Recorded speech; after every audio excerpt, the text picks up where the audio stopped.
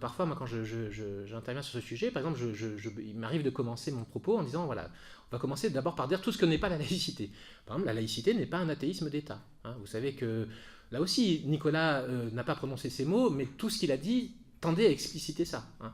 Or, combien d'entre nous, si on faisait un sondage dans la rue, parmi nos concitoyens, au fond, expliqueraient que la laïcité, oui, c'est une sorte d'athéisme, en fait. Hein. D'ailleurs, que les personnes répondantes adhèrent à cet athéisme ou au contraire le rejettent, hein, et donc rejettent la laïcité. Oui.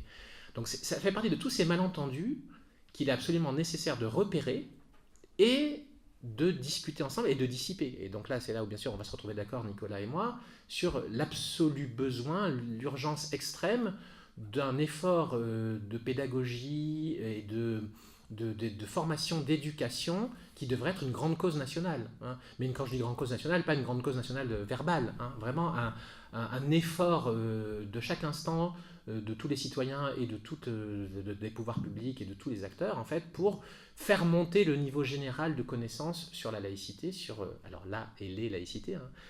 Parfois, moi, pour essayer de clarifier ça, je vais distinguer ce que j'appelle les trois laïcités, c'est-à-dire la laïcité du droit, celle dont nous a parlé Nicolas, la laïcité qui est à force de loi, qui doit s'appliquer, mais qui est très complexe néanmoins, comme tout ce qui est juridique. Hein.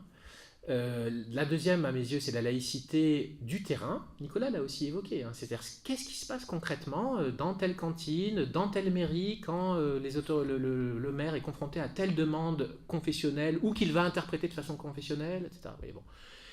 Et je dirais, on a aussi la laïcité des représentations. Hein. On pourrait presque parler de la laïcité des croyances. Hein. Ce que les gens croient que la laïcité est. Hein. Les croyances sur la laïcité du droit, ou les croyances sur ce qui se passe sur le terrain.